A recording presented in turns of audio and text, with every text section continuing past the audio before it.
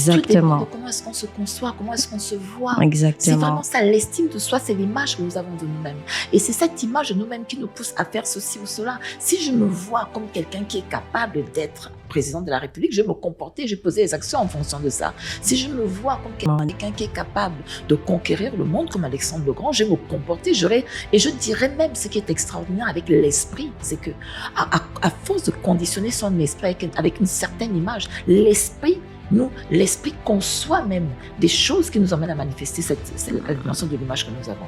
L'esprit est puissant. Et non. Ah non.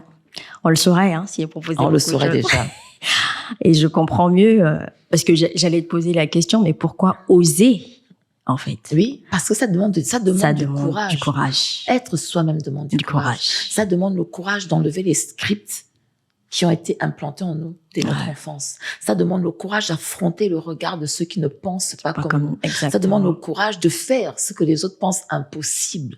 Et j'ai la grâce de vivre avec un homme qui est quelqu'un qui dépasse ses limites. Et j'ai la grâce d'avoir un père spirituel qui ne connaît pas les limites.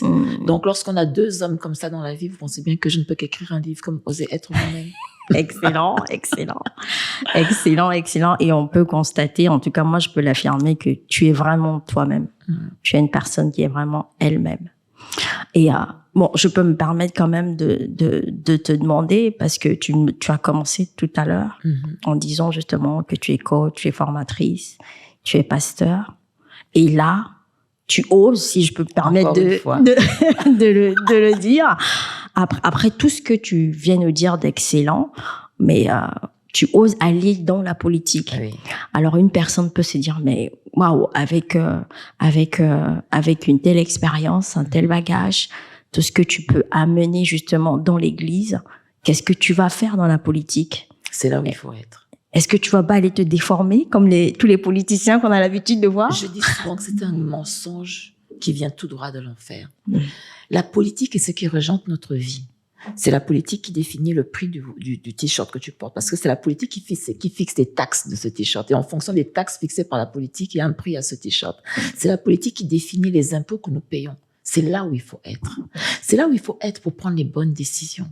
Et c'est pour ça que je fustige tellement toutes ces personnes qui bannissent la politique, alors que c'est la politique qui nous fait. Aucun de nous n'échappe à la politique. La politique régente jusqu'à ce que nous mangeons, jusqu'à ce que nous respirons. La preuve, c'est que lorsqu'il y a eu le Covid, qui a décidé qu'on devait rester avec les masques pendant presque 1 an? C'était la politique. Qui a du jour au lendemain, sans explication, bon, je suis un peu provocatrice, de décider finalement que c'était fini? C'était la politique. Donc, je pense qu'en tant qu'enfant de Dieu, ayant reçu justement ce mandat divin où Dieu dit « Faites de toutes les nations des disciples », je prends ça très au sérieux. Je prends la politique très au sérieux. Et puis, il faut dire aussi que c'est un fardeau que j'ai depuis petite, justement, parce que je me rappelle que le frère de ma mère était journaliste et j'étais toujours admirative lorsque je le voyais faire le journal, qui parlait de toutes ces choses. J'ai toujours voulu faire ça. Et je me dis, c'est le moment. Donc, j'y vais. J'y vais pour plusieurs raisons. J'y vais parce que je crois qu'il y a quelque chose à y porter. Je crois qu'il y a une façon de voir le monde que les gens ne connaissent pas encore. Il y a une façon de régenter les nations. Je pense que l'on peut apporter justement de toute cette expérience que je tire de l'Église et de la parole de Dieu, de toutes ces vérités que je connais aujourd'hui. Je pense qu'il est temps peut-être de le partager à notre niveau. Et puis là-bas aussi, il y a des âmes à aller chercher. Des âmes. On reviendra là-dessus sur un autre épisode. Je vois que excellent.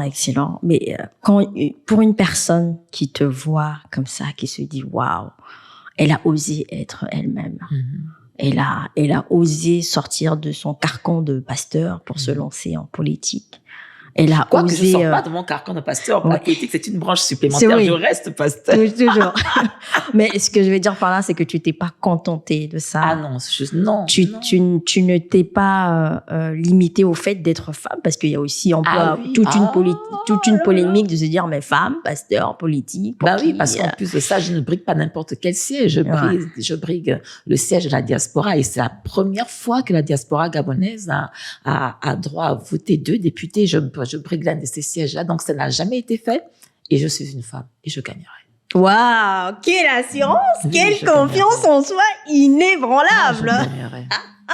D'ailleurs, justement, c'est vrai que je suis vite partie dans le domaine de la politique, mais est-ce que du coup, tu peux rappeler à une personne qui nous suit dans quel cadre tu te présentes, pour quel type de poste? C'est vrai que tu l'as dit là brièvement, et pourquoi justement une femme ou une moins jeune, en tout cas un homme, un être humain sur cette terre des vivants, un Gabonais, aurait-il le plaisir de te choisir?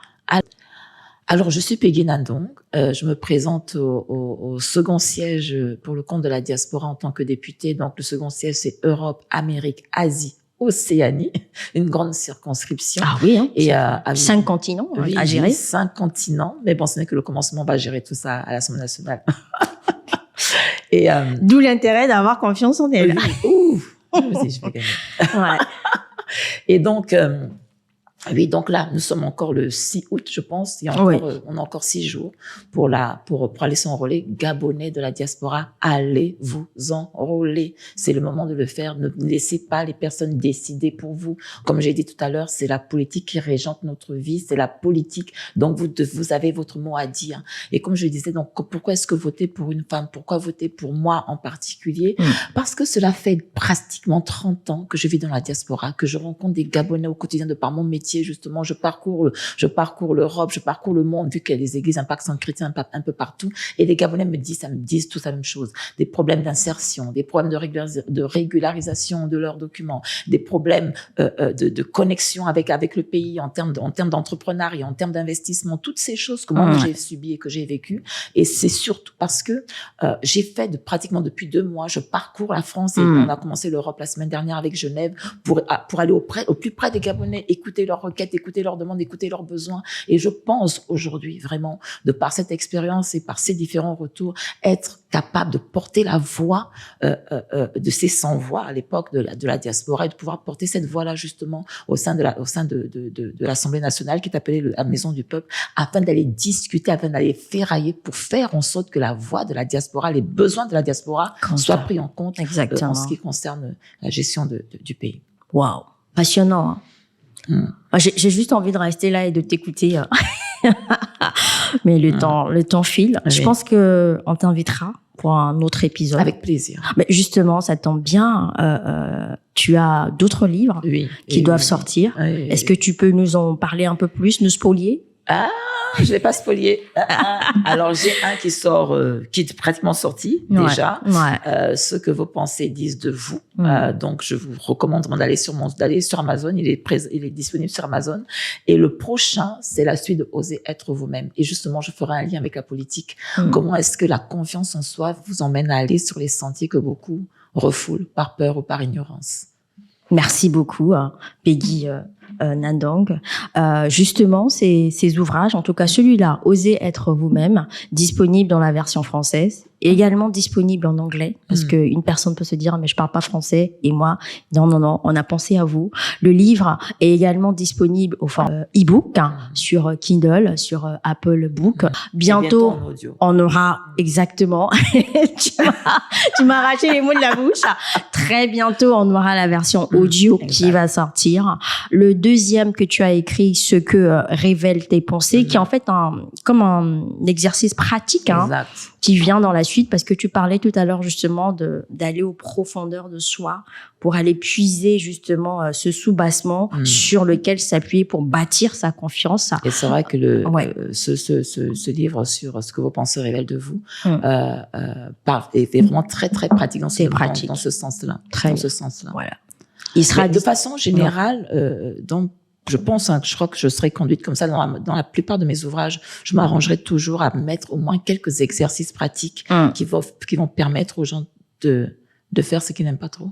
Aller se fouiller, aller se prendre rendez-vous avec eux-mêmes. Prendre rendez-vous avec soi. Ouais, très bien. C'est tellement fondamental. Beaucoup de personnes se fuient eux-mêmes, se fuient elles-mêmes. Alors que c'est là qu'on trouve les réponses. Wow. C'est lorsqu'on sait prendre rendez-vous avec soi. Il n'y a pas plus important que nous-mêmes lorsqu'on veut découvrir ce que Dieu a mis en nous Et parce que beaucoup de personnes veulent écouter, veulent recevoir des prophéties. Qu'est-ce que Dieu dit de moi? Mais en fait, nous sommes les premiers prophètes de nos vies.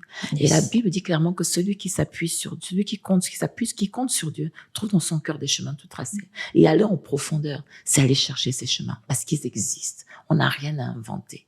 Dieu a mis dans nos cœurs les voies sur lesquelles nous devons évoluer dans la vie. C'est dans nos cœurs. Il faut juste s'asseoir et dire, maintenant, moi, parle-moi. Ce sera pour le prochain. Voilà. Le prochain rendez-vous, le prochain podcast. Ces livres sont également disponibles sur notre site internet, skdlrehoboth.com. Ils sont également disponibles sur Amazon pour vous qui habitez notamment en Amérique. Et nous voici à la fin de ce podcast. Le temps passe vite. Ça passe très vite. J'ai pas vu le temps passer.